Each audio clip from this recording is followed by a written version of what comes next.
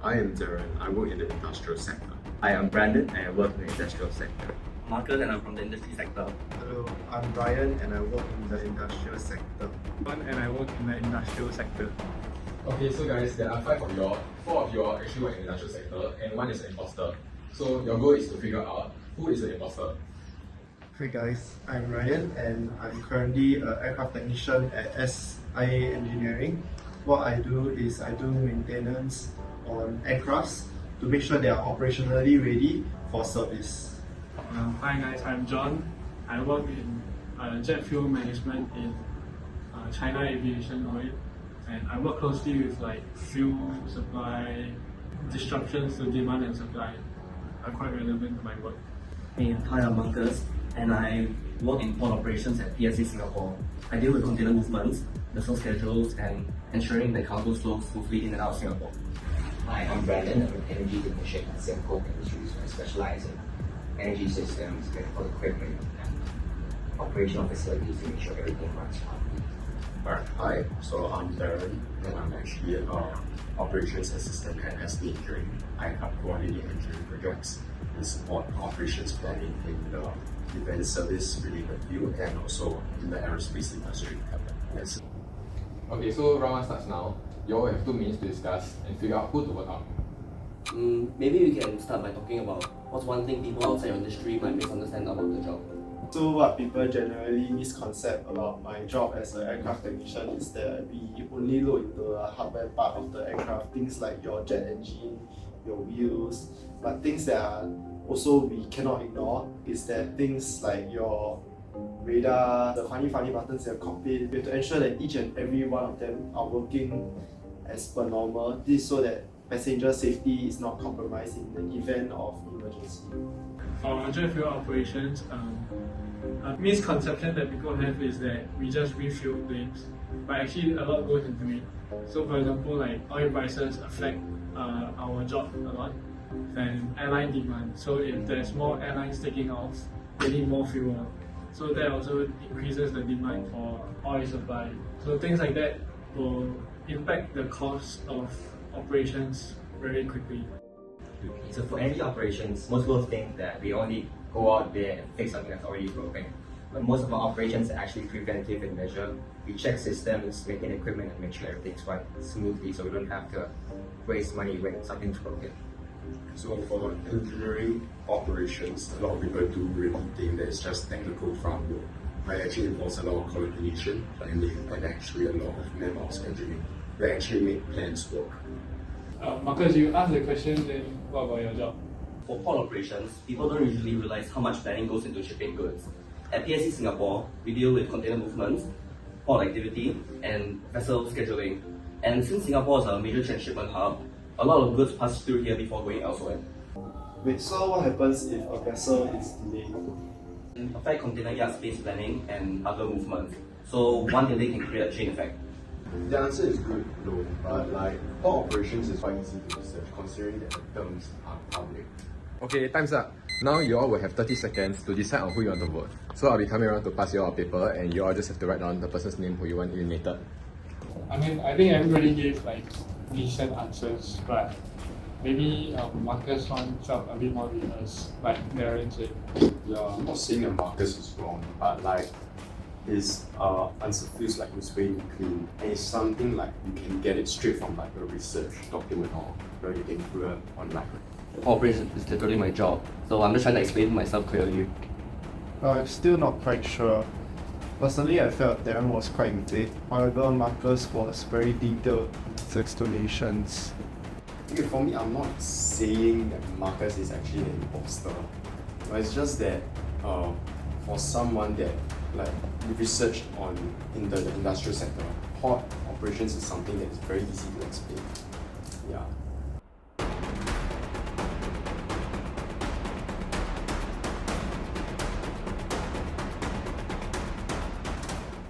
Okay, so the most votes received was for Marcus.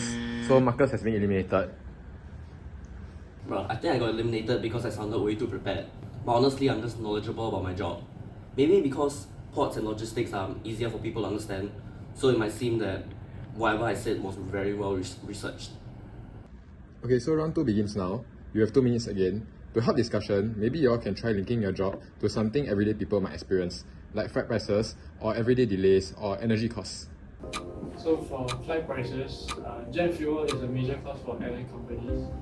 So when fuel supply gets tighter, then it will lead to higher oil price, which eventually gets passed on to consumers, which means higher air ticket prices.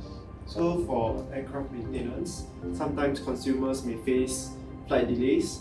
However, these are necessary as the reasons being that sometimes we need more time for checks and also replacement of certain aircraft parts and components. This ensures not our passengers' safety, which is the most important, which may also not be very visible to them sometimes. Okay, so for energy, industrial facilities require reliable power. So if energy systems aren't reliable, it can affect operations in places such as factories, ports, airports, and buildings, leading to, for example, blackouts. For engineering companies, especially those in the aerospace industry, spare parts availability and actually manpower availability is actually really important. And so if it actually can affect maintenance timeline. So if any of these 2 factors are actually affected, then it can really affect airlines. Wait, so what equipment do you usually work with? So mostly electrical systems and facility equipment. It depends on the site, but what we do is make sure that they run safely and reliably.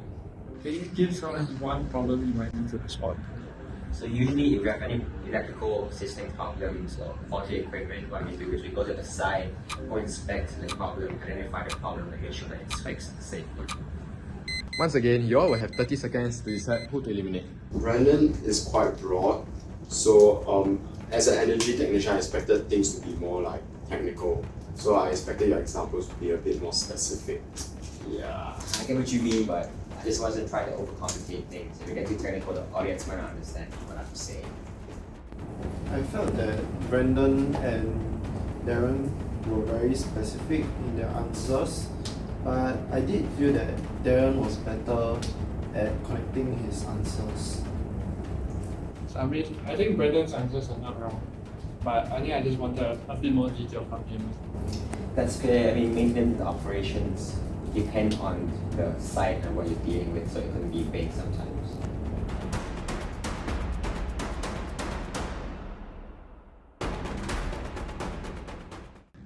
Okay, so Brandon has got the most votes. So Brandon, you have been eliminated.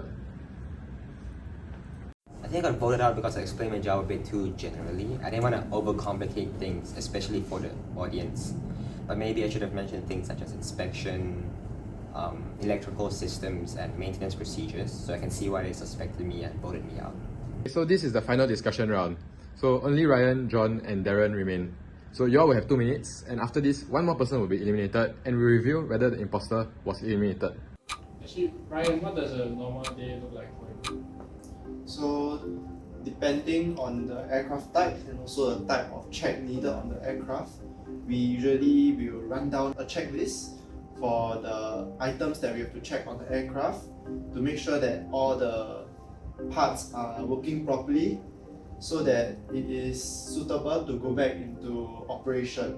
Okay, so what kind of issues do you usually see? So sometimes it can be very small defects, things like a button not working as you it doesn't press well. But I don't want to say so much as aircraft maintenance procedures are very strict.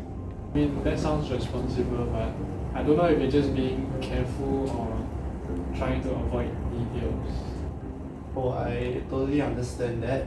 It's just that I didn't want to make it sound too casual in the way we fix things, as there are proper procedures set in place for that already.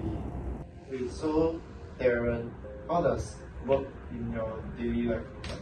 So it's more of like coordinating and like updating the project managers, get project updates, coordinate with my team, and also just keep up with my timeline. That sounds broad, but I mean, I guess it fits his operation work. Yeah, I'm not saying I'm that kind of engineer that really fix equipment. I'm more on operation side where I make sure things move smooth. Ryan sounds real, but he sounds very nervous, which makes me think he might be imposter. But then for Darren, he sounds very prepared but consistent. I feel like Ryan, the reason of safety, like as an excuse not give like details. So I understand that safety is important, which is very suspicious. Okay, so time is up. Once again, you have 30 seconds to vote who is the imposter. I might vote for Ryan because I don't know, he sounds like he's holding back a lot of study details. He's actually a lot of reasons about that. For me, I think it's Darren because he has been smooth throughout, but I still don't really understand and it's not as detailed as I would expect. I think vote for Ryan. I feel like he's using safety as a reason to just hide and avoid details. Yeah, so I think it's an imposter.